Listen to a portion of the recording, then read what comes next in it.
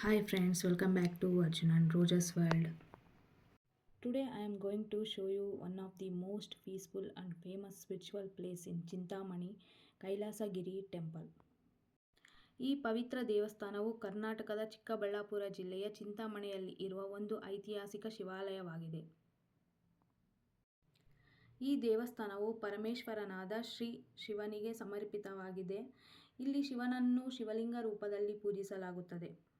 ಸ್ಥಳೀಯ ನಂಬಿಕೆಯ ಪ್ರಕಾರ ಈ ಬೆಟ್ಟವು ಶಿವನ ನಿವಾಸವಾದ ಕೈಲಾಸ ಪರ್ವತದ ಪ್ರತಿರೂಪ ಎಂದು ನಂಬಲಾಗುತ್ತದೆ. ಆದ್ದರಿಂದಲೇ ಈ ಸ್ಥಳಕ್ಕೆ ಕೈಲಾಸಗಿರಿ ಎಂದು ಹೆಸರು ಬಂದಿದೆ.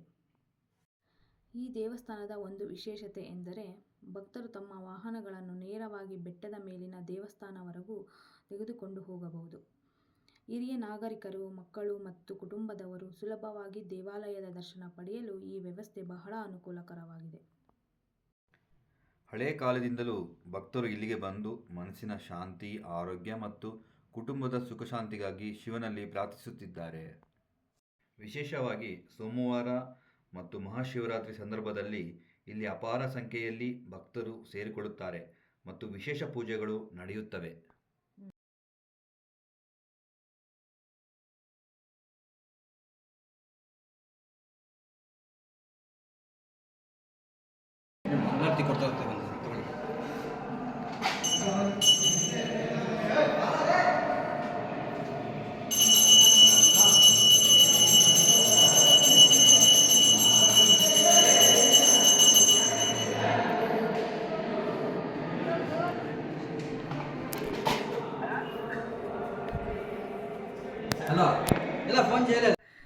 ದರ್ಶನ ಮತ್ತು ಪೂಜೆ ನಂತರ ಭಕ್ತರಿಗೆ ಪವಿತ್ರ ಪ್ರಸಾದವನ್ನು ನೀಡಲಾಗುತ್ತದೆ.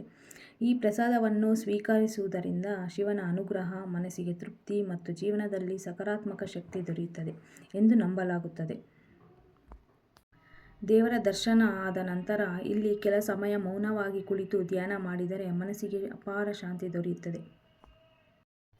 ಬೆಟ್ಟದ ಮೇಲಿನಿಂದ ಚಿಂತಾಮಣಿ ಪಟ್ಟಣದ ಸುಂದರ ದೃಶ್ಯ ಕಾಣುತ್ತದೆ ಮತ್ತು ಇಲ್ಲಿ ಇರುವ ಶಾಂತ ಮತ್ತು ಧ್ಯಾನಮಯ ವಾತಾವರಣ ಪ್ರತಿಯೊಬ್ಬರ ಮನಸ್ಸನ್ನು ಆಕರ್ಷಿಸುತ್ತದೆ.